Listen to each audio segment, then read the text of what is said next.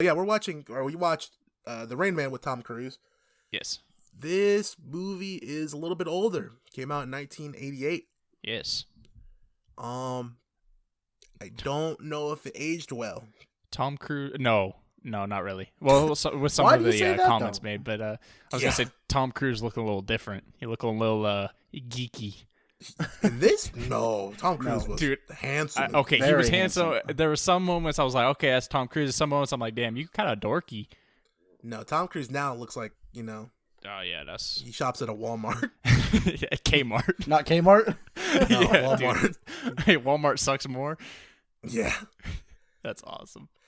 So the plot of this movie is that Tom Cruise is the brother / son. Okay, well, I fucked that up already. He's not the brother / son of someone, because that'd be crazy. Bananas. Yeah. He's the son of a rich man who has died, and he was an estranged father who was a rich motherfucker.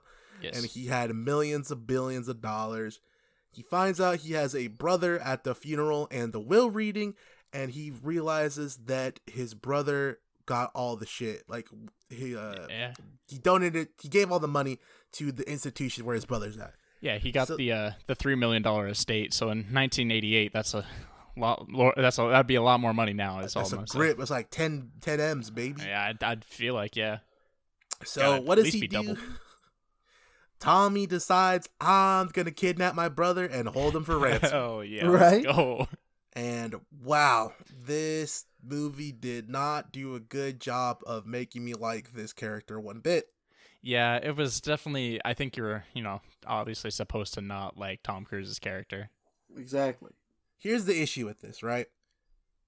I've talked about this, I think, recently, actually. Last episode. Redeeming characters to me is super hard if you make them super annoying or super unlikable. When you only have a 2-hour movie, it's hard to redeem a character who calls his brother a retard and an idiot and fucking kidnaps him for money. Fuck, dude? No, I 100% agree with you. It's hard to redeem a character like that, and I think you guys remember back to like one of the first episodes of this show.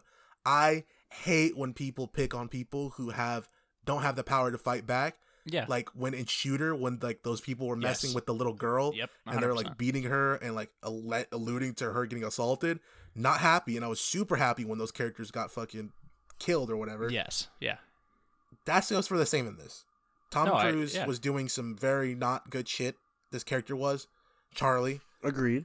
And there was almost nothing he could do to earn back my respect at this point. And let me tell you, he did not. Yeah, I was going to say that's understandable. I was going to say I feel like to earn back your respect, at least it's like something's got to really happen to that character, and I feel like there wasn't much that like really happened to Charlie in this movie to where you're like, oh man, like at least that's kind of redeemed him. Like really all it was oh, now I've realized that he is more of a brother than a paycheck now, and just that realization doesn't necessarily bring him back as a human to me. But notice that he realized his brother was more than a paycheck after he got paid from his brother. When did he get paid? What? Casino. Oh, yeah. He used his brother to make him a lot of money, and then he was like, well, I love you. Yeah, no, that's facts. Obviously, it happened a little bit before that, but still, he used his brother to make money anyways. You know what I mean? Yeah, he did. And at that point, I'm just like, you're not redeeming anybody. You're just trying to get a check. But still, if he didn't get that money, we saw already like 4 times throughout the movie. Every time he started realizing the pressure he was under, he'd get more and more mad at Raymond. Yes, he would. Yep. And so when he finally got the money and stopped having to stress about that, he was best of buddies with Raymond. Well, yeah, he's got that money now. I don't know. That's the thing, too. It wasn't even just to Raymond. He was a dickhead, too. It was his girlfriend, too. Yeah. She is going to end up on my best characters list just for the fact that she was such a stark contrast to him, and she was so nice to Raymond. Oh, she was awesome, dude. Yeah, she's a great character. Great actress. Like, yeah. No, she was perfectly played. Speaking of good acting, dude, Dustin Hoffman, who played Raymond, amazing job, dude. That's one of the best acting performances I've seen, like, in a long time. That was exactly the thoughts that I was going to express about this. I was blown away by what Dustin Hoffman did in this movie.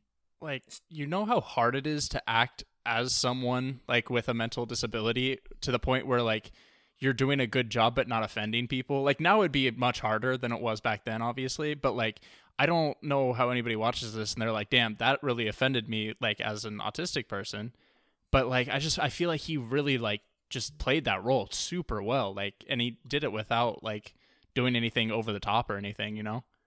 So I was actually reading reviews on this movie, and this movie's actually semi-controversial because of the Dustin Hoffman performance. Really? Some people say that he's not doing anyone favors and that this movie fucked up for autistic people a lot. So people started, because of this movie, people started to think, oh, if you're autistic, that means you're a genius. And so they started trying to use and abuse autistic people because of this movie, allegedly. And so I can't say that it was a good portrayal or it did, whatever. I thought it was fine watching it, but if someone else who's more experienced in that topic can say, like, this is not a good performance or something, I'd believe them, because I just don't know. I've never been around a lot of autistic people, and let alone, like, savants, like they said, autistic savants. Yeah. So I would not know how someone acts like that. In my mind, I'm like, oh, yeah, that's, that makes sense. Like, it looks like, realistic to me, but to someone else, it could be like, this is completely shit. That's totally fair. My hands are off on that one. Yeah, no, that's totally fair. I guess I just mean like from what I've seen, because like I have been around, a couple people with autism, really mild case. Like he had a pretty like, he had high functioning, but it was still a higher end of the spectrum. Behavioral autism. Yeah, exactly. Absolutely. But yeah, I've known a few autistic people, and dude, some of the mannerisms and stuff are just perfectly executed. Like I know somebody that literally the whole like who's on first base gimmick they were going for, literally their favorite thing in the world was that. And just that specific example and how they used it, for example, is just super funny to me, because it's like, damn, that's actually so true. Like that they just don't understand to the capacity that somebody else would. Yes. That so just go for it. Sorry. Oh, sorry. I was gonna say that, and just like everything with kind of the way, I don't remember exactly how they described it, but those are coping mechanisms for him, in a sense. The way he does all those things, and he has a routine and stuff, that is very regular for people on the spectrum in any sort of sense. High functioning, not as high functioning. Routines are very important. And I thought the way they portrayed that, specifically at least, and how they went about that, and how Charlie started to become accustomed to that, I thought that was really good, and I thought that was one of the better parts of the portrayal. Yeah, no, I agree. I also, if we're moving on, I thought there's a lot of funny comedy bits in this movie that I really enjoyed. Like, I've seen this before, so I knew what to expect. So I'm slightly biased, like, when I say that, like, I liked certain things here and there. I do feel like it's a longer movie, but watching it the second time or third time or whatever, it wasn't as bad for me, so that's not really an issue. Going back to the comedy points, I thought it was fucking hilarious when they're having sex and he's just like making noises next to him. That shit was killing. That shit always gets to me, dude. That's so funny. Bro, he just walks into the room. I know, he just starts imitating him, bro. That's so funny. That's so awkward, dude. I cannot imagine that at all. Oh man, a lot of those moments for me, again, I think this is just because how much I dislike Charlie. I was worried a lot of those moments rather than I thought they were funny, because I was is Charlie, because I haven't seen this movie, right? Exactly. So I'm like, is Charlie gonna fucking do something to him because of this? Like, that's how a lot of my shit was. Is Charlie going to hit him because of this? Is Charlie gonna do something to him?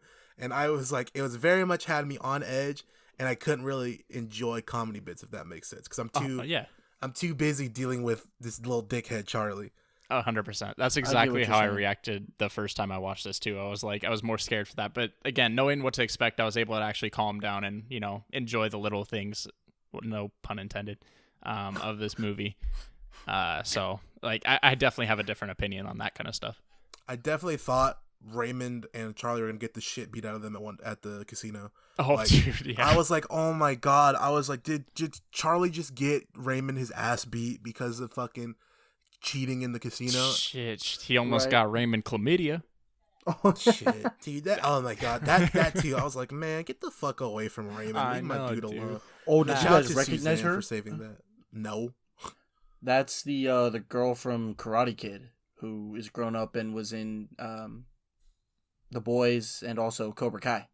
No way. That's straight up. I think you're capping because I looked No, up the there's actress. no way. I almost guarantee. Oh no, I dude. looked up the other one. I looked up Suzanne. It might have been.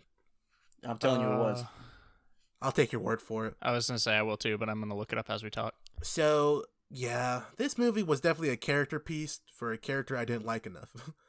That's how I feel about it. It was that Charlie. It's the transformation and journey of Charlie to becoming a normal human being. So Yeah, because Raymond's static the whole time, right? Like they talk about dynamic and static characters in writing. That's a fair way to put it. Raymond is the static. You know, he stays the same. He doesn't change. He's the one that's going to change change Charlie by being himself. And Charlie's the dynamic character who was a dickhead at the beginning, and he's less of a dickhead by the end. right. Yeah, pretty much. And they try to defend Charlie being a dickhead by saying, well, I was raised out of mother, and my father was an asshole to me, but I was a spoiled rich kid. So, yes, forgive me. Please, viewer, forgive me for what I did for this whole entire movie. Yeah, exactly. And I'm like, okay. Yeah. Sorry, go ahead. Oh, I was just gonna say, yeah, it is a character piece, but I very much enjoyed Raymond's character more than Charlie's. I agree. What I was gonna say is, I feel like, we have a different perspective now. I feel like when this movie came out, it probably had a much different impact as a whole. Just based on the fact that there was not as wide of a base of understanding of a lot of these things at that time, especially with like the scene where they went to the one doctor and the nurse or whoever was like, yeah, what's wrong with him? And he's artistic. Charlie was he's artistic. Charlie was trying to explain, and he like couldn't explain what autism was really, and the nurse had no idea what was happening, and then the doctor barely knew. Well, I mean, he knew decently because he was like, look, he can do numbers. he goes 17,493. I'm like, okay. Got you. I don't know, man. This movie was something. I'll say that much. I really did fall in love with Raymond's character, but that's because he's a vulnerable character, and I usually enjoy watching those people, and I feel sympathy with them because, you know, I'd rather... In my own personal life, I find myself wanting to defend people that end up like that, you know, who can't defend themselves. So whenever I see that in media, I instantly, you know, get attached to that character. So I loved Raymond. I loved Suzanne for her helping him and, you know, being nice to him and kind to him when Charlie wasn't. And then she even gave him the dance. I thought the kiss was going to be a point of contention between Charlie and Raymond, to be honest with you. Yeah, I did too. Which very worried me. I was like, please don't freak out if that happens. Like, you have nothing to worry about, dude. Like... I don't think your girlfriend's gonna leave you for your autistic brother. Not gonna lie, when she stopped the elevator, there was a moment where I was extremely worried about what might possibly happen. Yeah. To Raymond. I'm gonna let you try that one more time. Oh my god. Going back to what you said about just characters that can't defend themselves, I 100% agree with you. It's just because I feel like they're just portrayed as like pure of heart, and they can't. Not that they can't do anything wrong, but like they haven't, you know, and the world's picking on them, you know, when they can't defend themselves. So I agree with what you're saying there. No, it's not every character though. No. Not a big fan of Lenny from A Mice and Men. I'm not either. No. I don't. I didn't like that character for some reason. No, or his little handler friend. I forget his name. George. George, yeah. George and Lenny. George. Look at the rabbits, bro. George. Bow! Oof. All right. So, yeah, I mean, it was cool. Tom Cruise was a good actor. Emphasis on was. Now oh my god. Church of Scientology. We don't fuck with that over here. I was to say, I don't know that he's a bad actor anymore. He's just not in any good roles. But then again, same thing. You mean you don't like Mission Impossible 27? No, I think I'm cool after the first 73. Yeah, I was gonna say I don't. The first two were cool. Yeah, I'd agree. The first one went completely over my head. I did not have a clue what was going on in that movie. I'm not gonna lie to you guys. How about you hit the showers? Oh my god. Eat some weights. Get a clue. Eat some weights. But yeah, man. Wow. Tom Cruise, you know, he used to be handsome as fuck too. I don't know what happened. He looks like Charlie Sheen now. Oof. That's too bad. But to be fair, I'll never look as good as prime Tom Cruise. Oh, dude, yeah, I could only hope. Or prime I'll never Leo. look as Those good as motherfuckers now were Tom handsome. Cruise. No, I'll look as good as now Tom Cruise. Tom Cruise looked like he got off 14 coke bingers. Oh man, come on. He's taking mad blow in Scientology. Bro.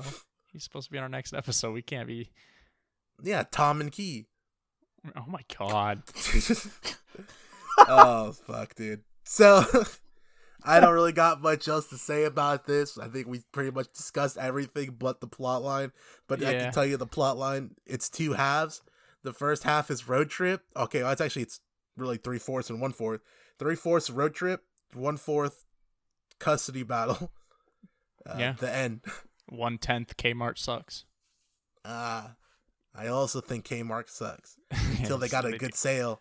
That I love Kmart. Yes, that's a fact. I don't think Kmart exists anymore. I haven't seen one in a minute. Yeah, rip Kmart. I remember you from my childhood. Same here. I bought wrestling figures there. Yeah, Kmart was dope. But I loved my sucked. fucking Al Snow that I think I ripped the hair off of or someone like that.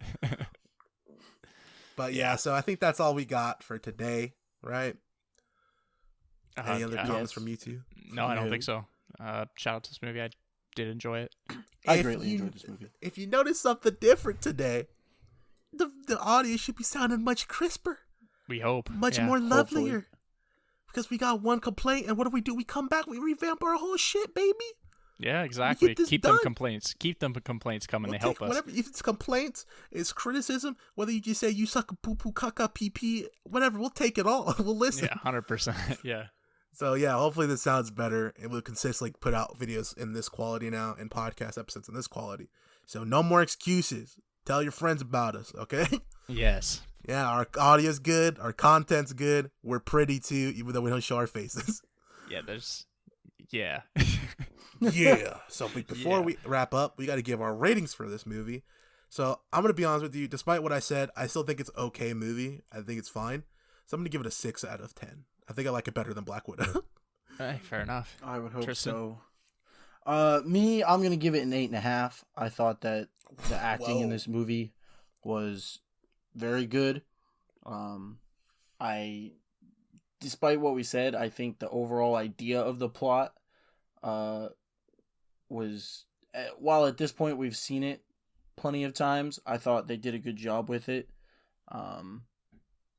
Maybe the character development wasn't all the way there, but I still like the execution of a lot of things in this movie, and the points it hit. So I'm gonna give it an 8.5.